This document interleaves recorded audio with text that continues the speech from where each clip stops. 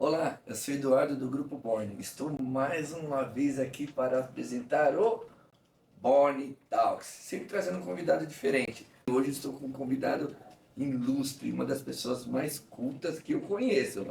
Inteligência, bom caráter, pessoa sensacional. E está com uma empresa aqui em parceria com o Grupo Borne. Então, está aqui meu amigo Lincoln. Se apresenta, Lincoln, por favor.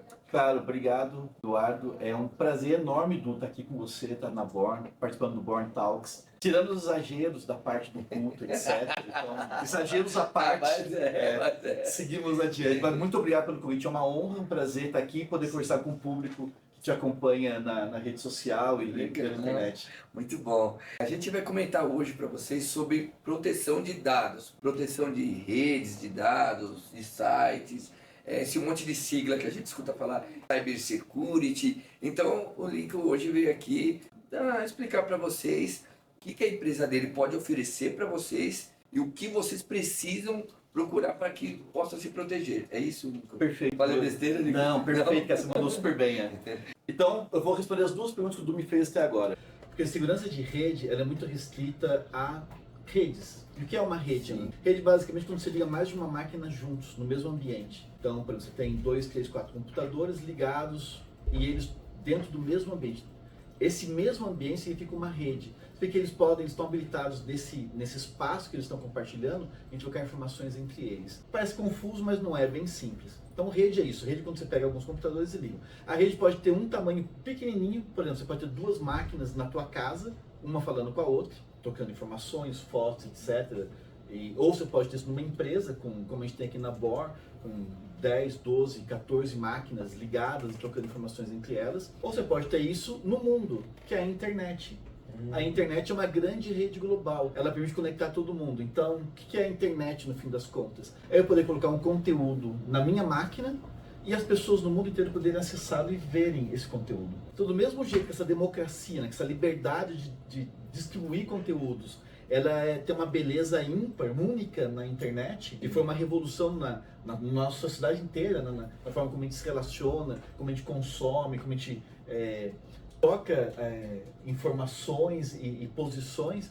Por outro lado, ela ampliou os riscos, porque ela fez com que as máquinas, em geral, elas tenham acesso uma à outra. Então, para dar um exemplo que vai ficar bem ilustrado para vocês. Imagina que você está numa usina hidrelétrica. Aí você tem as máquinas, aqueles grandes geradores que vai passando a água e vai gerando energia elétrica. Em geral, essas máquinas, elas não estão ligadas à internet. Elas ficam isoladas. Aí você vai falar, mas então elas não são passíveis de um ataque.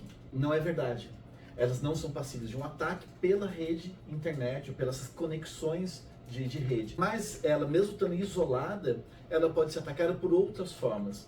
Dentre elas, por exemplo, você pode infectar uma dessas chavinhas que a gente chama de chave USB, né? E aí alguém, sem saber, põe isso dentro de uma máquina dessa que está isolada da rede, ela não está na rede, e essa máquina é afetada.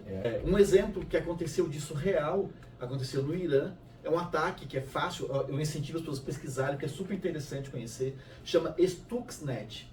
Porque foi um ataque que ele feito para as máquinas que enriqueciam urânio para a produção de energia nuclear no Irã.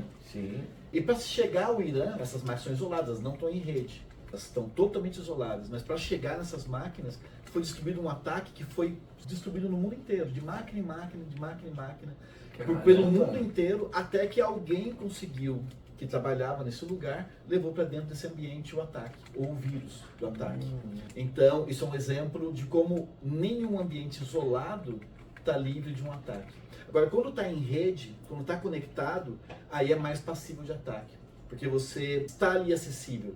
Então você já está disponível, você já está conectado. Então existe uma exposição, que ela tem seus benefícios, como a gente falou sobre eles, muitos benefícios, mas tem os riscos. Mas o que é importante, o antivírus, ele está muito na linha de prevenção. Por que prevenção? Porque o antivírus ele funciona com o que chama assinatura. Então você tem um ataque, se esse ataque é um ataque velho conhecido, ele tem características que o software de antivírus consegue detectar e bloquear esse ataque. Então esse antivírus ele não entra. Ou seja, entrou na tua máquina, ele detecta na tua máquina e ele te avisa, olha, tem um vírus, eu vou limpar. Ele aplica o que se chama de vacina. Muito parecido, esses nomes é porque saiu da medicina mesmo, do nosso mundo de remédios, etc. Ele aplica uma vacina e ele limpa teu computador. Isso nós estamos familiarizados, isso já temos há décadas isso funcionando, né? Aí como é que a inteligência artificial muda isso? Então isso é um modelo tradicional de prevenção em cibersegurança, que ainda é válido, mas é um modelo super convencional que está há décadas funcionando. Os ataques mudaram muito. Então tem ataque que ele não tem identidade, ele não tem assinatura. Você não sabe o que está acontecendo, ninguém sabe. Um antivírus não consegue descobrir. Não. Então a inteligência artificial ela ajuda nisso, porque ela consegue procurar por comportamento. Por exemplo, como é que é o comportamento? Então imagina, eu vou pegar um exemplo aqui dentro da BOR. O Du nunca manda e-mail para uma pessoa da BOR. Nunca. A máquina dele nunca trocou mensagens. Não é só e-mail, nenhuma mensagem. Nunca houve comunicação de dados entre essas duas máquinas. Aí a máquina artificial, ela sabe disso, é um comportamento. Ela sabe que a máquina do Du nunca fala com a máquina dessa pessoa. A partir do momento que começa a ter uma transação, né, começa a ter troca de informação, de dados entre essas duas máquinas, é uma mudança de comportamento. A ferramenta de inteligência artificial, ela detecta isso. Ela percebeu que houve uma mudança. Ela vai bloquear? Não na hora, porque pode ser um falso positivo. É algo que está acontecendo, mas não é um risco. Porque em dado momento pode ser que o Du teve necessidade de começar a trocar informação com aquela máquina. Legal, ou mandar mensagem. Então, o que o inteligência artificial faz? Ela começa a olhar com carinho essa troca. Ela descobre que é algo não normal, é anômalo. Ela começa a olhar com muito carinho, para ver se é um falso positivo, ou seja, se é algo que está acontecendo, mas porque é uma mudança de comportamento que deve acontecer, ou se não, se é algo crítico, que é algo que não deveria ocorrer. Se ela mata essa comunicação, ela isola e mata, ela aplica como se fosse uma vacina do vírus para ajudar a tomar decisão. Geralmente a máquina não faz de forma muito autônoma, ela faz e avisa um analista, uma pessoa que está preparada para interagir com isso, para reagir a isso, né? Geralmente um profissional de cibersegurança experiente que nós temos na empresa que olha isso e ajuda a remediar, a tomar as medidas de remediação. Então ele vai olhar com mais carinho, fazer análises mais profundas, redirecionar as análises da máquina para tomar as medidas. Se sim, tem que isolar essas máquinas, elas estão infectadas, porque existem muitas técnicas muito modernas de ataque que estão longe de assinatura, e que elas vão navegando pelas máquinas, elas vão passeando pela tua rede até chegar no destino, até chegar onde ela quer pegar a informação. Ótimo, tá ótimo. Eu tenho uma pergunta agora bem pessoal. Tony Stark, ele é o Homem de Ferro, ele tem uma armadura, e essa armadura tem uma inteligência artificial. O Tony Stark poderia contratar sua empresa? Poderia, deveria. Né? Deveria. Seria até bacana. Prestar serviço para a empresa dele seria muito bom. Seria cara. bom?